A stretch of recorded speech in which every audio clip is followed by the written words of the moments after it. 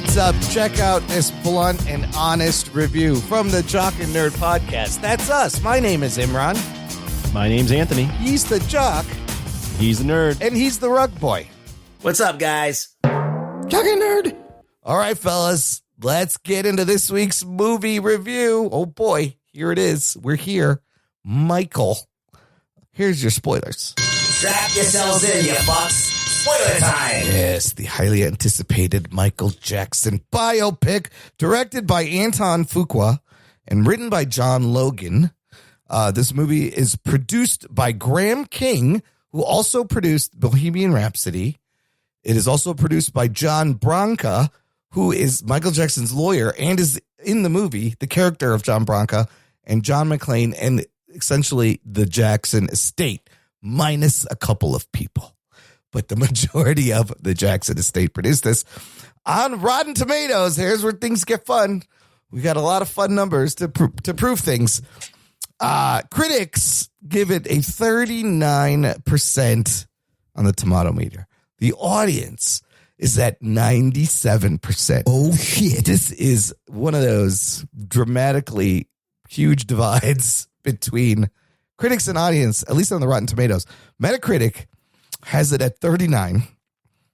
Letterboxd has it at 3.6. That's just pretty good. That's decent, pretty. Right? That's a solid. Yeah. I think everything above a 3.5 is actually pretty solid. Okay. Which is surprising because Letterboxd is the cinephile type spot. So, and then it's got an A- cinema score, which is also pretty impressive because I think that's when they ask people right after the movie. Yeah.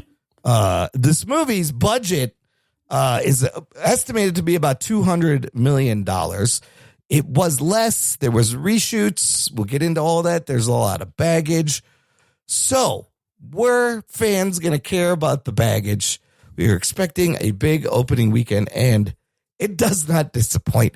This movie made $97 million opening weekend domestic. Oh, shit. I picked it. That it is on your box office draft. I was going to pick it and you stole it, you motherfucker, before I could get to it. Currently sitting at $217 million global debut. This is the best start all time for a biopic, smashing the record set by Straight Outta Compton and Bohemian Rhapsody.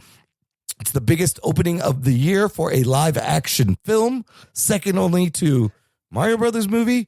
It is the first biopic in history to surpass $100 million worldwide in a single day. It's the biggest opening for Lionsgate since 2015. It's the biggest opening for Anton Fuqua, Graham King, and writer John Logan. And it has the highest audience score for a music biopic ever at 97% on the Rotten Tomatoes.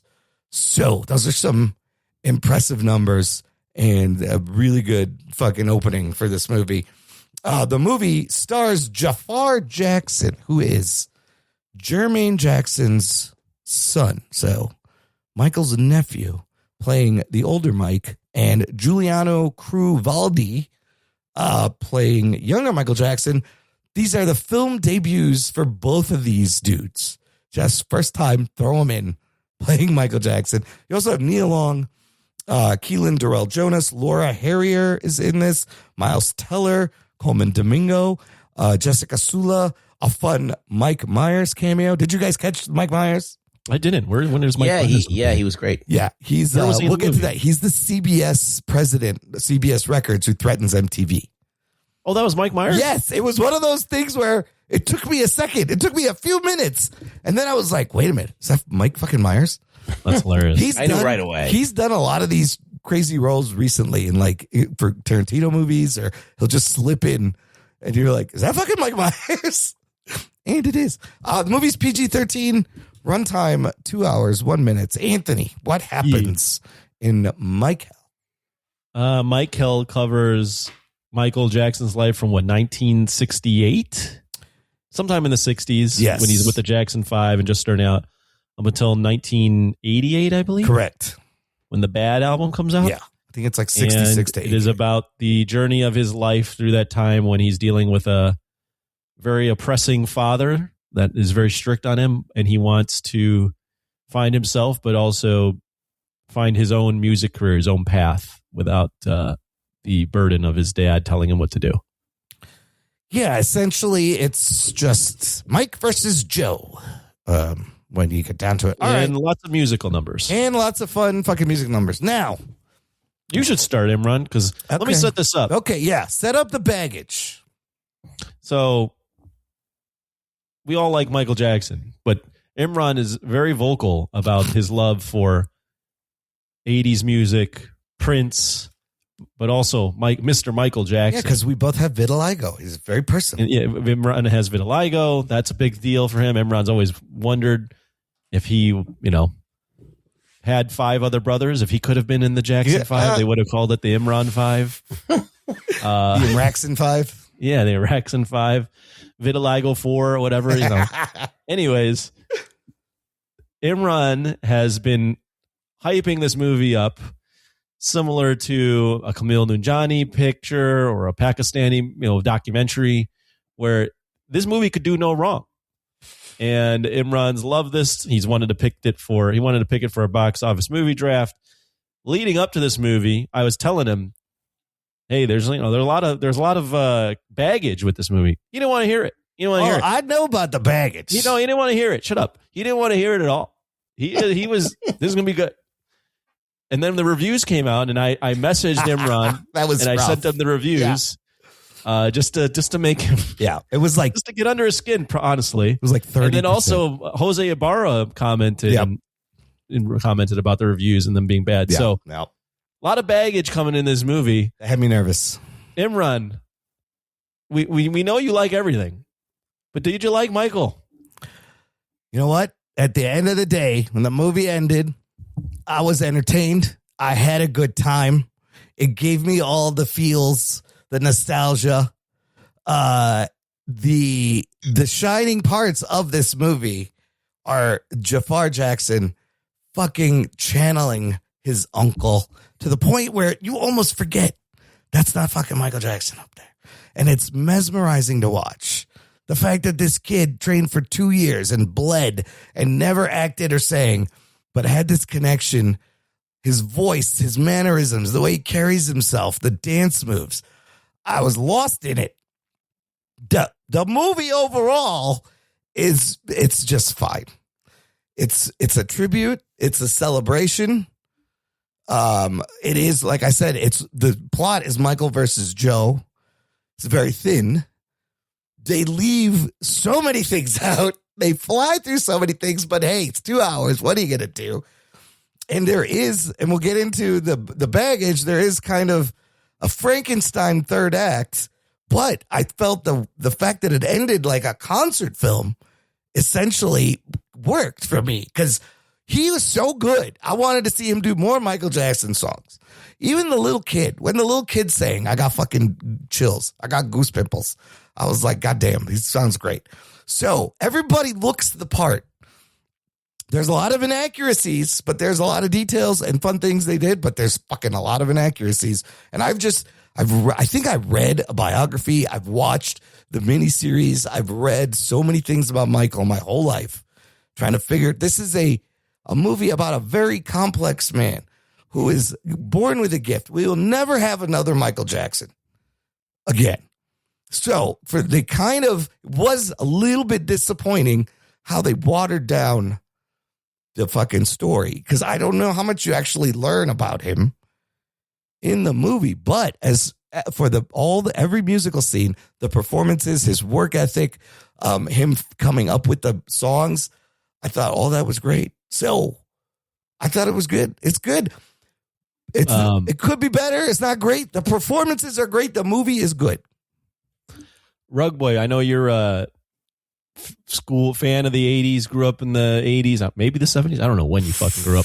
It's hard to tell when you're a vampire. Yeah. 1870s. Before we get into your thoughts, do you call them goose pimples or goose bumps? I always call them goosebumps. Goose pimples. Yeah, okay. Goose pimples. This guy just call them goose pimples. Not very many people I know call them goose pimples. Listen, anyways, I have my own language. Rug Boy, give us your thoughts on Michael once it ended. Well, I had a good time with this movie. I thought it was a tribute. It was the hits. They play the hits. They let you kind of take the ride with Jafar doing his amazing impression of his uncle. The movie in and of itself is a feat. It is, because you have a guy who never acted before. Yeah.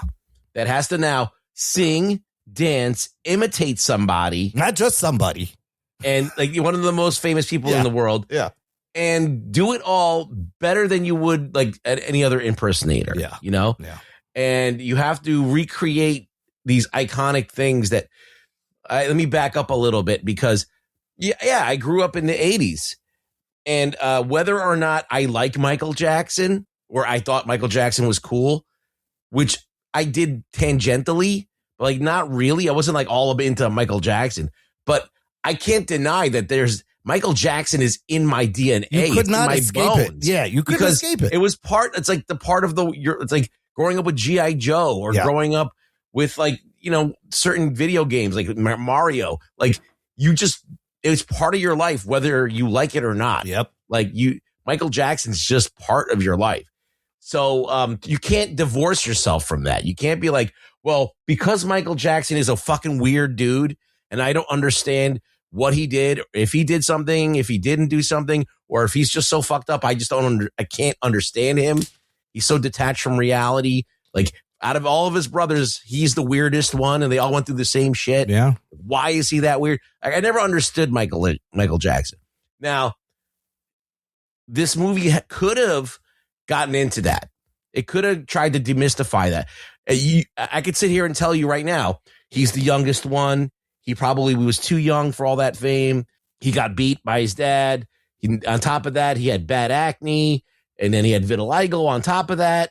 And then he got burned in the head. Yeah. So I feel like a lot of those things, like multiple compounding traumas that just make you more and more, and the fame and the people, the sycophants, and the fact that people are telling you that you're so brilliant and stuff. All of that, and the fact that nobody says no. He's adopting animals, getting a chimp he just does whatever he wants. Like that, all that stuff equates to a crazy person. You're going to have some mentally insane person. Remember, they thought he slept in a barometric chamber also? Yeah, I don't think that was true. But people start making up all kinds of shit. Yeah. But he did a lot of weird shit, too. Did. Like, he did. I watched the Martin Bashir. Yeah. I watched a lot of Michael Jackson interviews this week to prepare. Yeah. I've seen all of them. And I was just like, this motherfucker's weird. Yeah. That's all I could think. I mean, this guy's a weirdo. I don't understand. I'm like, could he have been a pedo? Maybe. I would say there's a chance. There's no chance, but there is a chance. Say that whatever you want. He's still part of who I am. And he's still part of my childhood. He's still part of my adulthood. He's still part of everything. Like, he's still around. Like, you can't escape every Halloween thriller is on out there. Yep. So, I don't know. The fact that you can go to a movie about such a weird individual and the movie is trying to only show you the one, like the happy moments and the positive things about this guy, it does irk me a little bit. I can't lie about that too. But I also can't help but tap my foot to the music. Yeah. I can't help but see when I see his dance moves recreated. I still am like, wow, how does he fucking move like that? Yeah. He was doing the robot, and with his brothers on the stage while they're playing fucking instruments. Yeah. Like, it's crazy. Dancing Machine, like all that stuff, insane. So this captured it. It did. It did a great job of capturing that kind of magic that he had on stage, that performance, like how dedicated he was to the performance. Perfectionism. The perfectionism, how much he thought about everything, about his image, and like he's wearing socks so you could keep your eye on his feet. Yeah. That's what those big socks. He wore the gloves to attract light. The sequins, everything was for showmanship, right? Yeah. So this gave you a little bit of that. This gave you a little bit of an insight into that, his perfectionism, his wanting to put on the greatest show, but it didn't give you everything. It's surface. But still, like, it's a good time. Yeah. I can't say that I didn't have fun. I would watch it again. I don't know. There's some slow beats to it where I was like, all right, I'm bored now. Yeah. But like, for the most part, I think it did its job. And that's why people are watching it. And there's people fucking dancing in the aisles. Oh my God. People, the fans are going crazy in the theaters, coming dressed up. So it did its job. I feel like, I don't know, it stops in a weird spot. It ends abruptly, but there's a reason for that. Yeah, and we've heard that this production has been mired with problems and all kinds of shit. So, and it shows it. You can feel it a little bit in the movie, but still, with all that said, still a good time. Like, and that's weird. I'm conflicted to say that because like as I said, like I'm not a big Michael Jackson fanboy, but I can't deny that he had impact in my life and that those nostalgic things still work. So it's a quandary. It's a tricky one. It's a tricky one. So yeah, I feel like a little bit like kind of push and pull in different directions, but at the same time, I've settled at the fact that I had a good time. And if someone asks me, should I see it? I'm like, if you want to watch a movie of Michael Jackson, go see that. Yeah. You will have a good time. Yeah, somehow they made a crowd pleaser. Anthony, what'd you think when it ended?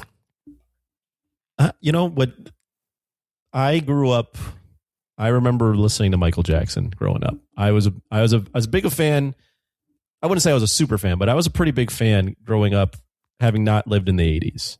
Like I remember listening to his cassettes, knowing all the songs. Yeah. Thought he was weird. Always was like, why is he white? I didn't understand the vitiligo thing. I didn't understand why his face would change. Like that was it was very strange for me. So I always thought it was like, this guy's strange, but his music is amazing. This movie is like the ultimate cheat code because I saw something online where it was like, people don't comprehend how popular Michael Jackson was. Oh, yeah. There's no way of understanding now the equivalent because someone was like, is LeBron James as popular as Michael Jackson? It's like, no, not even close. It was like, I'm almost the gap between Michael Jackson and LeBron James is much larger than the gap between LeBron James and me. Like, it'd be like it'd be like if Lionel Messi and Cristiano Ronaldo combined their popularity, they still wouldn't be as close. I think Taylor Swift is the closest right now. Not even close. But it doesn't. Taylor Swift is popular, but like no one like. It's just with the media and how things are. Like Taylor Swift, there's no monoculture anymore. Right. You can't have that anymore. But like, so what I'm getting at there is he was just so popular that like his music, Ruggs put a good win in his instant reaction, which you check out.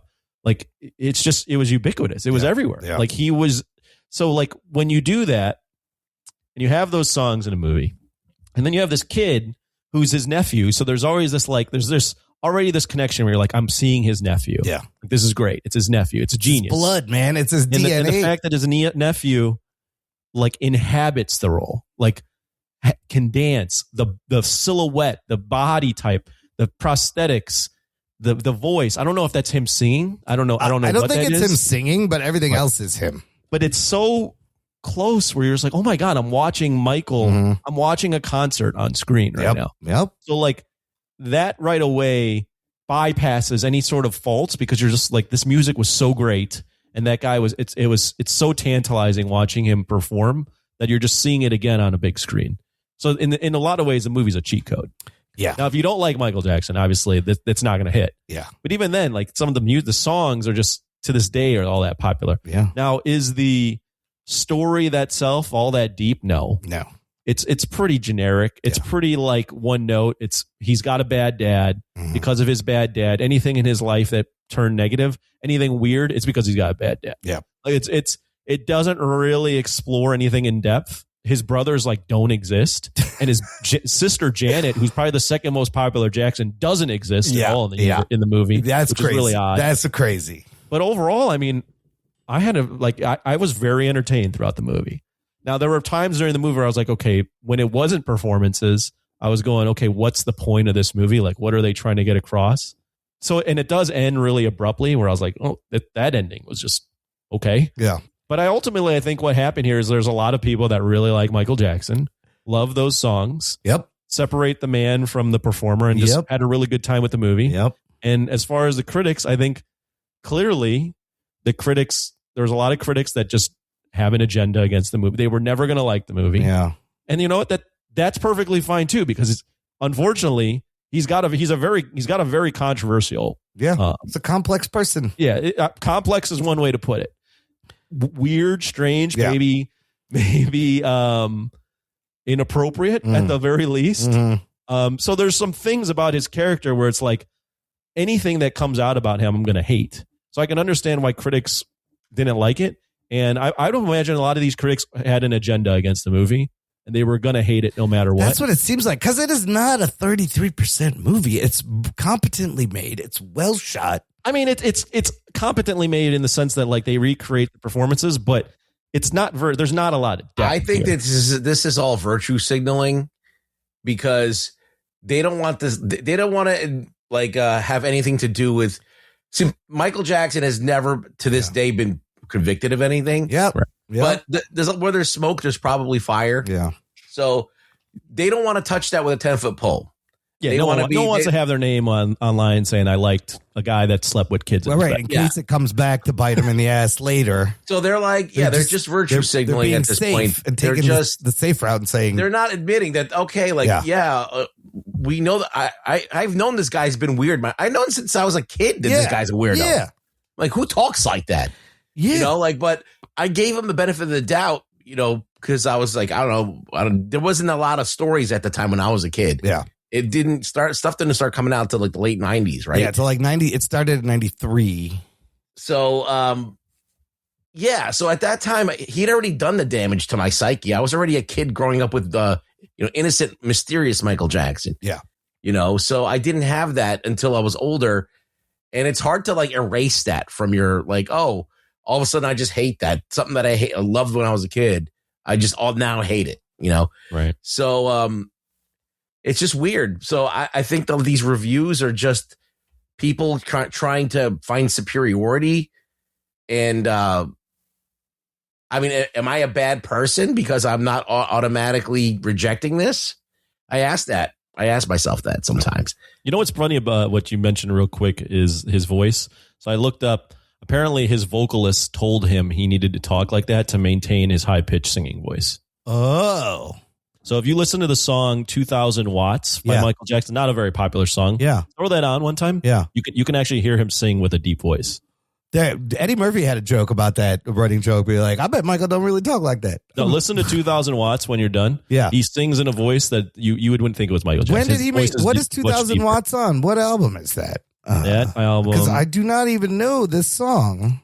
That album is on Invincible. It's on Invincible, which came out in the 2001.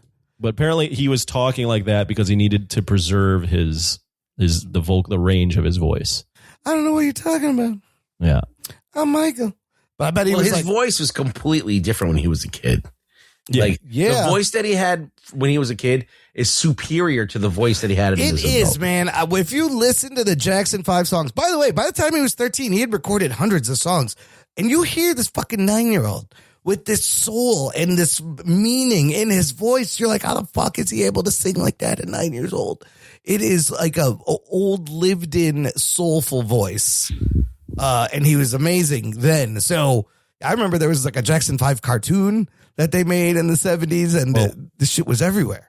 Well, how about this? I want to turn it right back to the movie. Yeah. How about the fact that this kid, Jafar Jackson, has never acted in his life. How crazy is turns this? into performance like that. So I like this because Anton Fuqua I feel like he did something similar. I think he said he never acted and had no intentions of ever acting. He didn't want to be an actor. Fuqua met with him, and but once he got into it and started training, he was obsessed. He was training for 2 years. He had photos. He was studying Michael. That scene that won me over on Jafar. I was into it the whole time. Yeah. But the scene when he's filming Beat It and he's like that's a great talking scene. to everyone with the gangsters and then he's like body rolling back and forth. Yeah. And I'm like, oh my God, this guy's Michael Jackson. Bro, that is great because in the real Beat It video, there's real Bloods and Crips members in the videos, but they had the dancers, they had two dancers look just like the dancers in the video.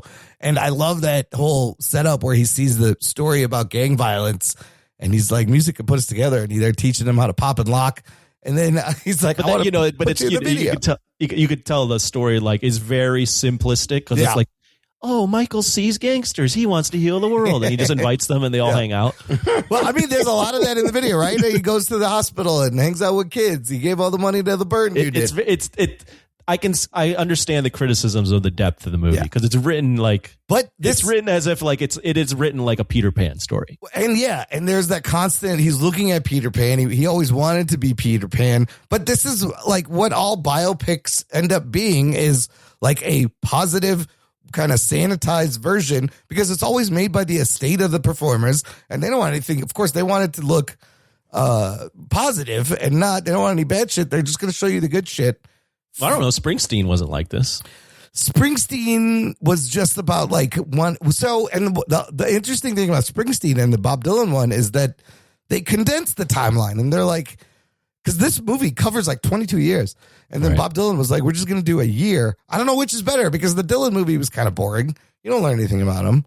The Springsteen one was always about, it was about this album. Like, that's not really a huge album for him, I don't think. Yeah, they were both. This and the Freddie Mercury one are the two better ones that I saw. That, like, I mean, Walk the Line's probably the best one that I've seen. Ray's pretty good. Bohemian Rhapsody. Ray's similar good thing happens with Bohemian Rhapsody. The Elvis movie was decent. Elvis was interesting because that one, the narrator is Colonel Tom, being like but that gets into Elvis being more of a piece of shit than the other one. It does. Than you'd think. That was interesting because the estate was involved with that. So a little bit about the baggage before we continue. Here's what they've been trying to make this movie for so long. They had to cut and remove the entire third act because Antoine Fuqua, he originally wanted to start the movie with the police raiding Neverland and Michael getting strip searched. And the end of it was going to have the allegations and the trial. And it had to be thrown out because the state lawyers, after it was shot, didn't realize that there was a settlement clause with this one kid saying he can never, if there's a movie made about Michael, you can never use my family, my likeness, or anything.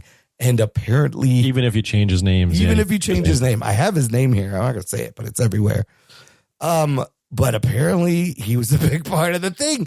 So then the reshoots cost like $15 million. This is what I heard from Jeff Snyder, is that Fuqua left the movie in 2025.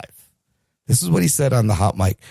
He also said Fuqua apparently directed from his van so much he would not come out. They were started calling him Vantuan.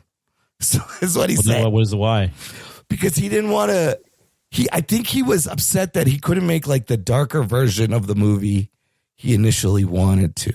So then I believe Graham King comes in, and the same thing happened on Bohemian Rhapsody. Reshoots the thing and puts the concert film kind of ending and puts it together. This is what Jeff Snyder said, that Fuqua left the movie 2025 and then possibly got payouts to come back and promote and do interviews because this wasn't his movie. So, but that was just one of the things. The other thing was screenwriter John Logan's home was damaged in the Palisade fires. And then the movie was supposed to come out a fucking year ago originally and had to be pushed back. And so there's just so many inaccuracies. So it's just a little frustrating. Like, I wish they delved more into what is it like to be the most famous person in the world that you can't fucking go outside. I was surprised that they showed fucking Joseph whooping Michael a couple times with the belt. That helped a lot. Yeah. Because essentially, if you think that built up the villain in the movie. Yeah. And unfortunately, he's like a one-note villain, right? There's not a lot of depth. He's just the bad. In the I remember when I watched the original the TV thing. Yes. They had like Joe Jackson trying to be a musician, and he was playing in bands, and that kind of built up the character. Like he needed to live vicariously through his kids. Yeah, he was supposed to do this. I'll tell you what, that the Jacksons American Family 1992 TV miniseries, it's 5 hours long. It is a lot more accurate than this. It's got Angela Bassett in it. Everybody did it. Playing Catherine, bro. You got, what's his name from Iron Man? Rhodey was in there. Oh, yeah, Don Cheadle? No, the other guy, the first Terrence Rhodey. Howard, yes. Yeah, I think he was one of Michael Jackson's brothers. I think he was like Jermaine or something. Yeah. That has a more accurate story. That's not out anywhere. No, I don't know if you can get it on YouTube, but it looks like shit. Yeah, it tells the story better, and it has a lot of interesting details that really inform Michael. Like, did you know, Like when they traveled, they all slept in the same room on different beds, but the older brothers would bring back girls and fuck them in the room with Michael pretending to be asleep, but not asleep, hearing all of this while he's like 8 years old, right? That's going to fuck you up. Yeah. But I think the movie does a good job. What they wanted to do was humanize him because, like we were all saying, he's very weird and mysterious. I don't think it does a very good job humanizing complex. him. It tries. He still seems weird to me. It tries to, you get why he's adopting the animals because he doesn't have any friends. What do you think about CG bubbles? Like, they couldn't use a real fucking. You can't use real fucking chips in a thing now. Why? Why not? Because you're in danger of the fucking like chip. literally every TV show as a kid had a chimp in it. Yes, they did. I think there's like laws against. I don't think you should. Remember BJ and the Bear? That had a chip in it. There was shows where there was a chimp in it. I remember there was a chimp on Saved by the Bell. I remember there was a chimp. I didn't mind the CG chimp. He was cute. I don't know. Bubble's still alive. Yeah. It was weird, though. I could tell it was fake. Yeah, you can definitely tell it's fake. But I was like, I'm not a big fan of them using live. I'm totally like, I'm against zoos and shit too. Yeah. So it's like, for me, it's like, whatever. I don't care if they don't use the live animals. Yeah. It was fine. It just shows you. What was the moment in the movie that you liked the most as far as performances or songs? Billie Jean. Yeah, I remember you saying that, Rug. The Motown 25. When he's doing the performance at the MTV. Yeah, no, it's Motown 25th anniversary show. Motown 25th, got it. And it's fucking dead on, bro. What's crazy is you can fact check a lot of this movie. It's really easily. The shit is everywhere. You can literally watch all the real clips on YouTube, but if you compare it, it's fucking perfect. He nailed it. It's dead on. Yeah, that was a good one. I really like to Beat It. I love the Beat It scene. I love the Thriller. Yeah. I liked him doing Human Nature. I know it's not as big of a song, but I liked him singing Human Nature on the song. Yeah, and that was a great moment on the Victory Tour where he surprises everyone. And I didn't know the Victory Tour was a Jackson 5 tour that he did right after. The last one. He's trying to fucking break away, and then he's like, he's just doing his own songs on Jackson 5. Well, they did both. Like, he would do Jackson 5 songs, and then he would do his own songs. But then for him to go up there and be like, this is the last time. That was great. We will be performing together with Joe glaring at him. That shit really happened. That was accurate. I liked, the Thriller, how they show him watching Fred Astaire. Yeah. And then he's like, can you shoot the whole thing?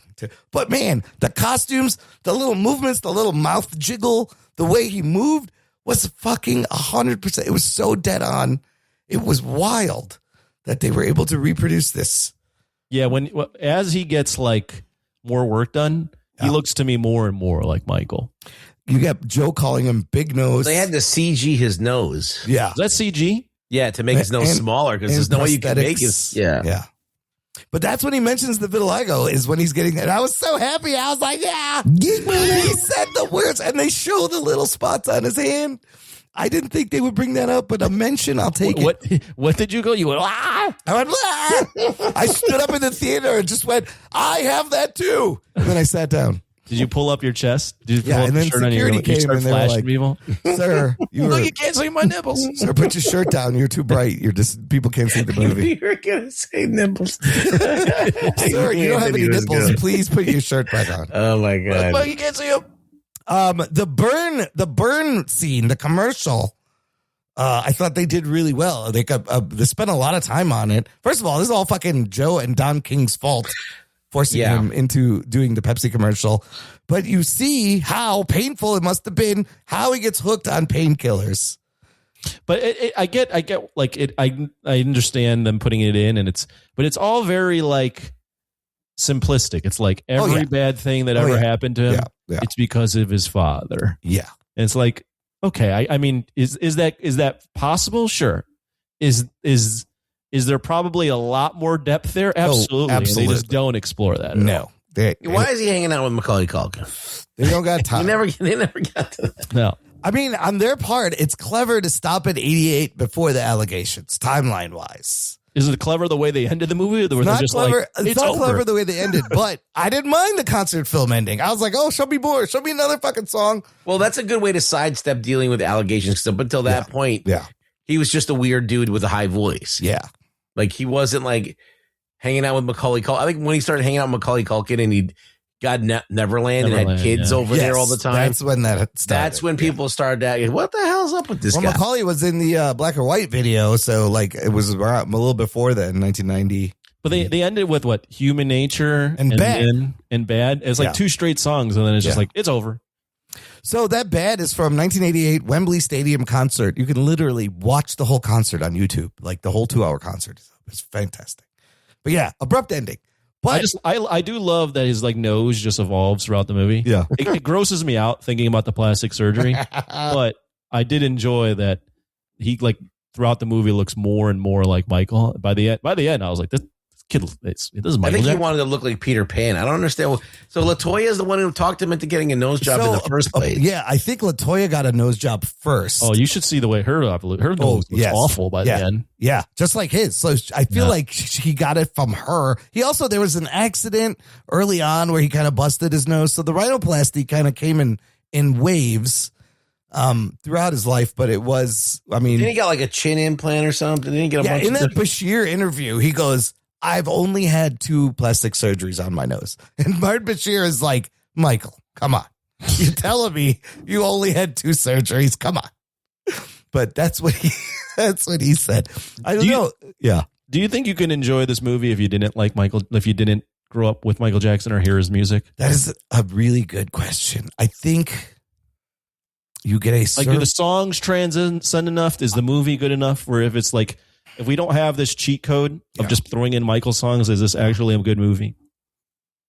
No, it's thin. You learn surface level things. Let's take Selena, for example. Yeah. Like Selena was not somebody, you know, I'm talking about Selena, right? Of course.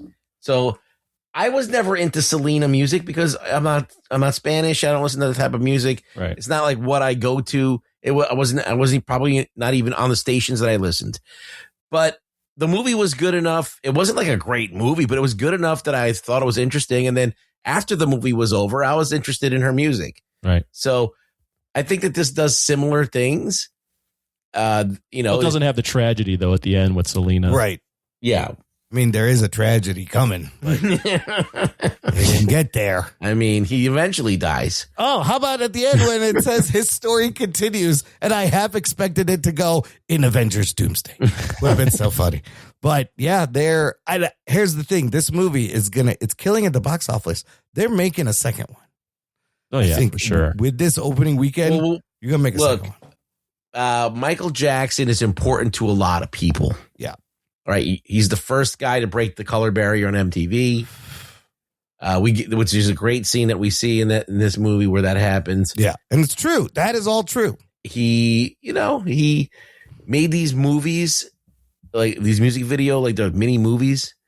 He had his own ride at fucking Disneyland. Nobody was making music videos like that at the time.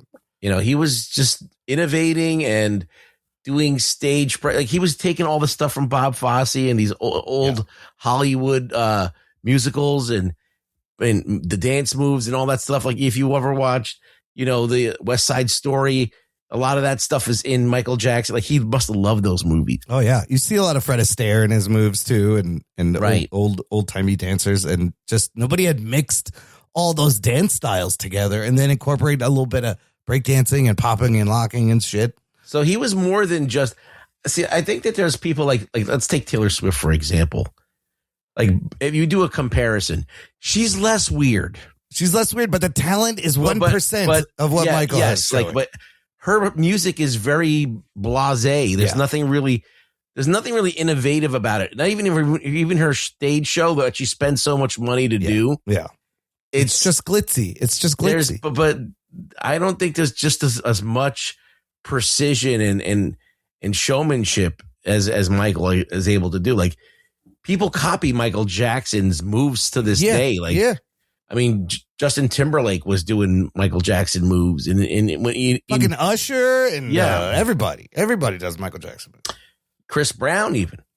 So a couple of other weird things. Diana Ross was a big influence and friend. That's right. To Michael Jackson. They cast Diana Ross and film scenes with her. And then we already mentioned Janet. Now, turns out both of them requested to not be involved in the movie. I think Janet could make her own fucking movie about her life. But it was weird. He had 3 sisters. There was Rebby, and he had another brother that wasn't in there. So they left out 3 fucking Jackson kids. There was like 9 of them total.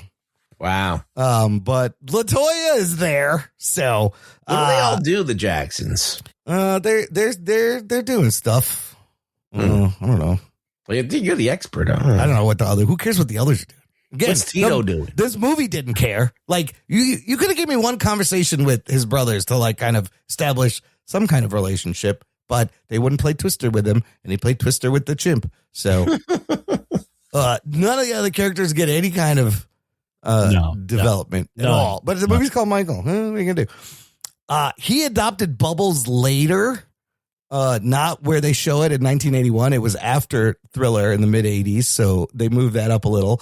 So how Suzanne DePass discovers them at that show and then talks to Berry Gordy is entirely wrong. The song they were singing was not recorded that year. That's not where it happened. They did play the Chicago Regal Theater. Bobby Taylor, who was part of this band, saw them. He goes and talks to Suzanne. Then they meet her and they sing a cappella for her, and then she takes him to Berry Gordy. Joe was not fired by Fax, he almost becomes a joke in this movie. That was kind of one of the funniest scenes when the Fax comes in firing him, and he's like, what the fuck? What is this? That didn't really happen. So I don't know. I feel like these inaccuracies are but for the pacing and what they're trying to put together, I guess it makes sense, but fuck, this is shit you could easily check that is inaccurate. But the fans didn't care. No, Nobody cared. It's a thing. Yeah, at the end of the day, it's a very entertaining movie. Yeah. It has the ultimate cheat code, and I give Jafar a lot of credit for God. He's unbelievable. The way he performs in this movie. I honestly don't know. Like, acting is hard. Yeah. I don't know that there's that many people that could have done that. How could people? I don't even know that many people that can move like that. So this is what I was going to say. Anton Fuqua gives him a special moment. So Straight Outta Compton, you have Ice Cube's son, O'Shea Jackson Jr., on the stage singing "Fuck the Police" as the police are coming to arrest him, and he takes off. And for him to be like, holy shit, my dad actually went through this, and I get to relive it and sing the song. What a blast. Same thing here. You could feel Jafar was having a good time. And just the fact that, like, holy shit, this was my uncle. And this was huge. And everybody knows this moment. And I get to do it again. That's a huge responsibility. And he impressed me so much that he fucking nails it. I don't really think anybody else could have done it. Like you said, he's got the body type, the face, the voice. I think it's funny that Michael Jackson's actual children, quote unquote, actual children. Yeah. None of them can dance. Listen, I doubt there's any Michael Jackson DNA. None of them can kids. fucking dance worth their shit. Those kids are straight up white people. There's no way there's any. I don't know what the fuck happened there. Michael Jackson's DNA is not in there. I don't know because it doesn't look like any of it. They didn't get any talent. Doesn't look like any Paris of it. Jackson's walking around saying she's black. Oh, is she? So I have a couple of things about her. Paris on social media said, quote, "The movie panders to a very specific section of my dad's fandom that still lives in the fantasy." After she read an early draft of the script, opting to wipe her hands clean of the project altogether. Prince Jackson is an executive producer on the movie. So Prince doesn't get along with her dad or didn't like him? Paris did not like the script and what they were doing. But Prince did, and he has produced it. Same thing with Janet. The reason she asked not to be in it, she saw a screening earlier, and she criticized everything, quote, from the performances to the makeup. It says her outburst led to a confrontation with Jermaine. Janet is one of the only family members backing Paris's ongoing lawsuit against the estate. Oh, shit. So Janet and Paris have a lawsuit against them. Interesting. Now, Paris is a decent looking chick. Is she? Does she look like Michael Jackson at all? No, not really. Yeah. So that I find is. I don't know. Her mom is Debbie Rowe. Yeah, her mom was like this she was like a nanny or a nurse or someone who worked at Neverland or something. Remember when Michael Jackson was on the MTV Awards and he kissed Elvis Presley's daughter, Lisa Marie Presley? Yes, and it was so awkward. He was married to her. Yeah, he was married for like a year. He also brought Brooke Shields to the fucking Oscars or the Grammys one year, and they had a kind of an interesting fling. Here's something that's crazy. Money-wise, like Jackson, their estate has worked hard to kind of build back this reputation after all the shit that went down. When he died, so Michael Jackson died 2009. He was 50. His estate was in debt $500 million when he died. Now, 17 years later, it's worth $2 billion because they have a stage show. There's a Cirque du Soleil show.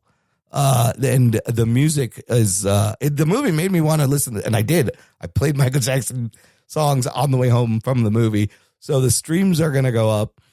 I did too. So, I played Michael Jackson songs on the way home from the movie. And whoever wrote this article, they make a good point, is that the movie isn't so much a biopic as it is just a brand extension from what this estate is trying to do with Michael's. The way Ruggs said it is completely right. It's a tribute. It's a tribute. Celebration. It's a tribute. So it's just going to have the good stuff. I mean, at the end of the day, right, history is told by those who, what is that quote? They conquered it. The winners, essentially. And the people that have enough money to make this movie and have the power to make the movie are the Jackson family. Yeah. So they're going to tell the story the way they want it. And I mean, Is it an objectively true story? Probably not, right? Yeah. But it's entertaining. Now, if Corey Feldman and Macaulay Culkin made this movie, would it be any different? Oh my God, it might be a little bit different. Does Frank Grillo have a role here? Yeah. Oh, I got. You got. What if he's Joe Jackson? Oh my God! I love it. Is he doing like a Robert Downey Jr.? Yeah, he has to wear an afro. What do you mean, you people? But he plays Mike Myers' role. That's what I would have. I would go if we're going actually trying to fit him into the movie. Yeah, I would do the bodyguard that Michael's with. Oh, Bill. You know what?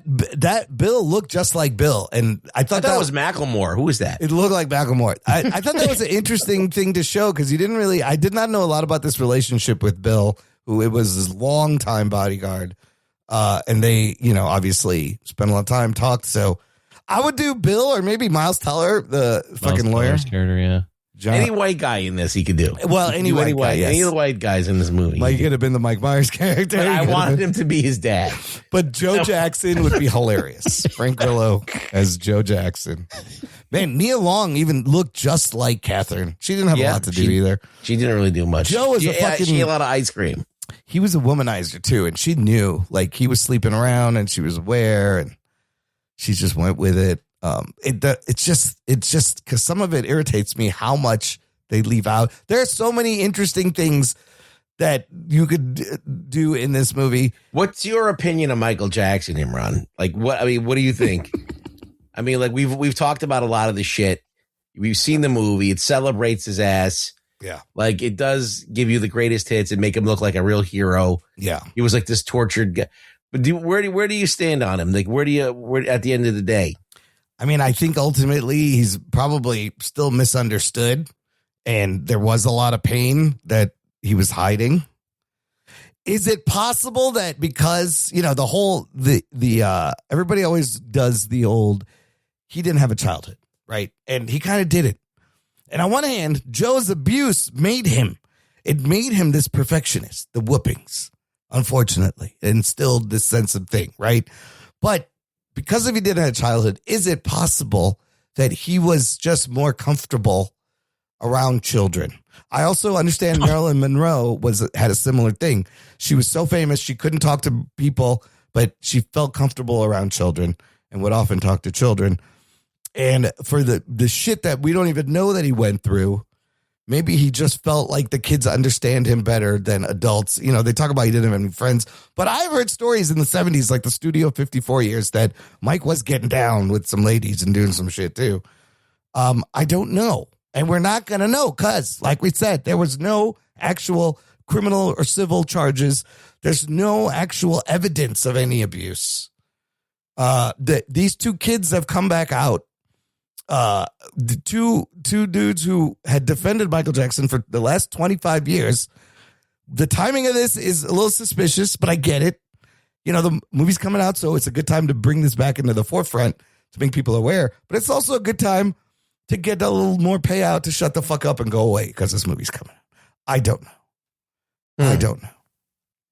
It's possible, but he was fucked up, man. I don't think anybody's really going to know what he was like. Who do you know that? I mean, Britney Spears is the only one that comes close to being as fucked up as Michael Jackson.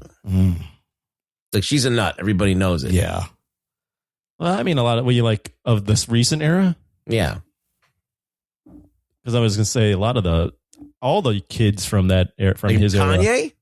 Well, Kanye's kind of a nut. Yeah, is he's Kanye a nut. Michael Jackson level? A little bit. Yeah, a little bit in his own way. Yeah. But I was going to say all the young actors and actresses from his time are all ended up being fucking weird. I mean, most of them, yes. The kid that played Terminator 2, John Connor, that kid. For a long somehow Macaulay came out okay. By Me. I think those kids ended up weird. A lot of weird shit happens. Yeah, it's Hollywood, man. That's true. Imran, I think Imran's doing a lot of copium right now. I mean, nobody know. I don't know. You can read at the very least. It's just evidence. very odd. At the very least, you would just say. I would say the things he was doing, not normal. Like, who's more weird, Prince or Michael Jackson?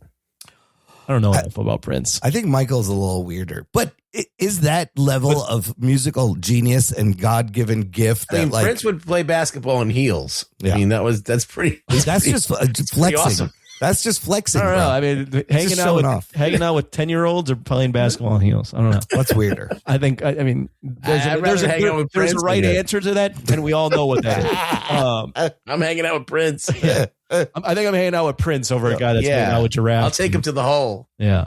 You can play with all his animals. Listen, Michael Jackson's a strange guy. Yeah. He's a very fucking strange guy. Any sort of excuse that Imran's coming up for him, there's no excuse if he did any of those things. Yeah. Okay. Yeah. But you can't deny that the man, I mean, was probably the most popular man in the world for absolutely at least 6 years, 7 years, 10 years, longer. Who was more popular than Michael Jackson in his peak in that time frame? It would be you got Michael, you got Arnold, no one, you got Michael Jordan, you got Hulk Hogan, you got Prince. Yeah. He's probably Eddie Murphy. Michael Jackson's probably the most popular guy, right? Stallone. Dude, to this day, you could take a picture of Michael Jackson anywhere in the world, and wherever you are, they could be like, "That's Michael Jackson." Any of those names I mentioned, are they as popular as Michael Jackson at that time? At that time, no. Michael Jackson's the king. Yeah. More popular than Arnold. Yeah. Then I would say. Sly. I would say but not by huge degrees, but I would say yes, definitively yes. Oh yeah, that's what I'm getting. He was literally the most popular man in the world. Yeah.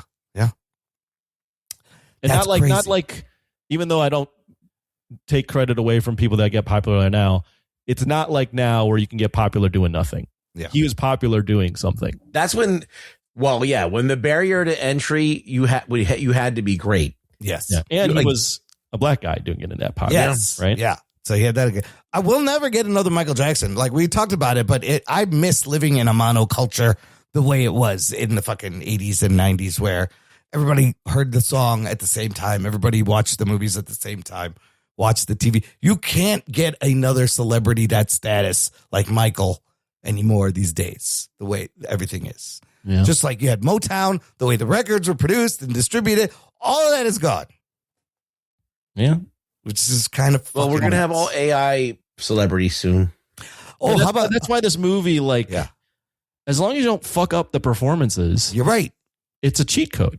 Yeah. The movie skips all the way to the back of the book. Like you don't even need to read the book. You can just do the cliff notes and it's fine. What's the next movie that we make? A Prince movie? A Madonna movie? They're making a Michael too. So they're making Michael too. What do you call this one? Just Jackson? Or Michael too. I would call it Jackson. That's what I would call it. I think this movie, it's worth it to see Jafar do this. Like you need to see this. I mean, it's the only thing that's really good in the movie is the performance and the music. But the music is not from the movie. The music is from Michael. Yeah. Yeah. I don't. I mean, yeah. like when Timothy Chalamet was like all into up his own butt about doing Bob Dylan, like he taught himself to play the guitar. He learned how to sing in his voice. This is way harder, I think. But but Bob Dylan, like, is just a dude with a guitar. This is so much harder because you have to, like, to do that Michael Jackson's dance. Yeah, it's very hard. This with the same way. I mean, look, they do it on Broadway all the time. Yeah, but it's still like you have that Broadway thing. You're far away most of the time. You can't really see the detail up close. Yeah. You know, like they got the camera on him and every move that he makes, and you see it all. When he gets on the toes, I'm like, oh my God, he's. I love the toes. Wasn't there a little line where he's like, I was supposed to stay on my toes longer. Yeah. But to do, like you said, Ruggs, to nail the dancing of something that everybody knows so well that you could just look up on YouTube and to nail it exactly. This is what they need to do, and they did it. Like this is the achievement. Well, and there's also something you mentioned this earlier, Ron, but there's just something special about the fact that it's his nephew doing it. That too, yes. Like I think you're immediately drawn to the fact that like, oh, it's family. Like it's not a guy doing a bit; it's a guy tributing his uncle. Channeling his uncle, using the God-given DNA. It's in him. I mean, that's not his voice. He's doing an impression. Yeah. The voice, I mean, that voice, like, unbelievable that he does the voice. Yeah. No, I tried talking like that after the movie for about 20 seconds. And I'm like, I can't do it. Bubbles, you want to play Twister? Nobody will play Twister with me. I got a surprise for you. I went to the toy store. Would you like all right. Any other bits that you liked? We can final thoughts. Give us a rating. I felt like Miles Teller being in the movie was kind of a waste. He really doesn't do anything in the movie. So John Branca, the lawyer, he made himself look a lot better. That's also a little inaccurate because he hired Branca a lot earlier, not at that moment. You're my man. And he's like, your first job is to fire Joe. But Branca was made, he was a little sleazy also, and he's made to look kind of better than he was. Anthony, final thoughts, give me a number. When I walked out of the theater, I was like, this is a 6. Mm-hmm. And as I've thought more about the movie, while I do have my criticisms of its simplicity and its the depth, there not being much depth in how it portrays Michael, I was still really entertained, and I thought the Jafar Jackson performance alone catapults us to a 7 out of 10 for me. Nice. I don't understand. I mean, I get why the critics are where they're at, but this is not a movie that should just be universally trashed or a Razzie type movie. Yeah. Which is what the critics would have you believe. Yeah. It's crazy. What did they want? Wanted to see. And my favorite Michael song of all time is Beat It. Oh, that's a good question. Yeah. I didn't know one answered it. I just answered it. It's Beat It, huh? Do you know? It's between Beat It and Thriller, but I mean, it always, like, I could throw on a number of different songs and like them. Do you know who did the guitar solo on Beat It? Your mom? It was my mom. I didn't know she was so good. I was like, Mom, how'd you learn how to play guitar? No, Eddie Van Halen. Oh, nice. Yeah. He underrated Michael Jackson song that I've been playing a lot lately.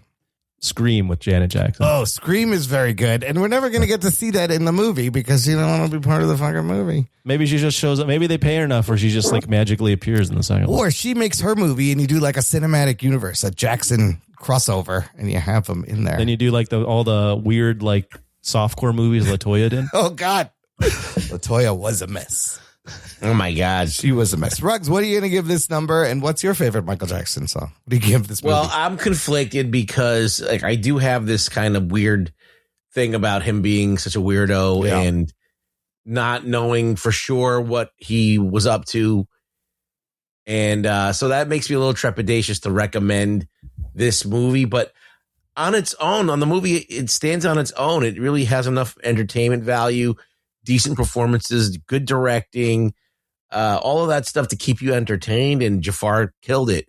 So I'm going to give it a 6.5 or even a 6.75. Oh, bordering on the first time I have to now across that like yet another deviation, permutation, 6.75. It's not quite, I wouldn't recommend it to everyone, but if you like Michael Jackson, I think it's a must see. And my favorite Michael Jackson song is Man in the Mirror. That's a great one. I was good song. Yeah. And I also love The Way You Make Me Feel. That's a great song. And Great song. That's a good one. You knock me off of my feet now, man. Oh God. Achoo. Bless you. Sick? Yeah. You all right? I love Michael could just sneeze and it's a lyric on the fucking record. And you just keep it in. Remember the Time's another good one. Remember the Time is fantastic. That's a hard question for me because if you're talking what is your favorite Jackson Michael 5 song? songs like Who's Loving You and I Want You Back, and you got all those, and those are great. Oh, I love all the Jackson 5 stuff. And then they covered a lot of like classic rock and soul songs. Never Can Say Goodbye is a great Jackson 5 song. First, my score. I'm on the same page with you guys. Look, Jafar and the little kid, all the music and the performance, that's a 10 out of 10. But the movie is thin. It omits a lot of things. It has a lot of inaccuracies. They did what they did. So all that averaged out, I'm going to give it like a 7.5, I think is appropriate score. And I mean, Thriller, Smooth Criminal is also one of my favorite songs. Oh yeah, Smooth Criminal is a great one. Thriller, but the Bad album is great. I mean, Thriller and Bad are almost no skip records. You know, the kids like call the no skip records. Every song's fucking good. But I also love the Dangerous album. I love all his songs because they start out, if you notice, there's a dynamics that he does so well. They will start out quiet and light and whispery and soft. And by the end of it, he's fucking screaming and sneezing and fucking having sounds coming out of his mouth. And it always builds to this fantastic fucking crescendo. And there's just some perfect fucking pop songs. Dirty Diana. Yeah, They Don't Care About Us. They Don't Care About Us is great. You Rock My World, even some of the newer stuff. Will You Be There? Keep It in the Closet. Keep It in the Closet. Remember Free Willy had Will You Be There? Yeah. It's part of the thing, fucking Free Willy. PYT is even good. The song, that's the other story I wish they had. He did 2 songs with Paul McCartney. He was friends with Paul McCartney. And the story goes, Michael asked Paul for some advice investing in music, how to make money. And Paul goes, it's all in the publishing rights. Mike, you got to buy publishing rights for music. That way you always get paid. What does Michael do? Immediately turns around, buys the entire Beatles catalog. Oh, shit. Right out from under him. And Paul was like, whoa. Paul was like, I didn't mean my songs. Yeah. And that kind of soured their relationship for a bit. But he knew a lot of people. That shit was left out. Maybe with these Beatles. Rock With You. Rock With You is great. Maybe with these Beatles biopics, they could do a crossover with Paul and Michael and do a movie. I think all the. I mean, at the end of the answer here is they should have had at the end of each of these biopics, they will return, and then they had everyone in the movie, just do their do the AIDS concert all over. Oh yeah, We Are the World. Yeah. That's the other thing. I was like, that would have been a great scene, but then you have to cast everyone from the 80s to be in that scene for like a minute. That would just AI it. You could. That would have been crazy. That would have been insane to do. AI it. Well, you could just AI Jafar into Michael Jackson. Oh, you take that scene and put him in. Oh, they could have done that. It's like a reverse Forrest Gump. They could have Forrest Gumped it. Yeah. And put him in there. Because he wrote that song. He was a big part of that. So many things. There's so many little stories. You could, like, every album could be a fucking movie. The shit that every album was an event when it was coming out and when it came out. And the music videos were events. And like, you could make a movie on the making of every fucking album. Because those are the parts of the movie I like, where you see him. Oh, I also like whenever Michael Jackson came out with an album that Weird Al Yankovic would do it. Yes, right away, you're like, what's Weird Al's going to be? Bad, you got even worse. How about the whole cute thing where he couldn't like stand still while he's recording?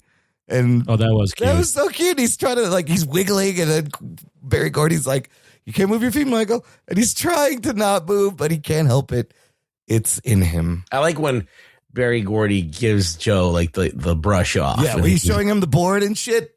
And he's like, Michael can ask any questions he wants. I like when Joe's like, I told you what to think. I don't know what you're talking about. Fucking Joe. He looked just like Joe.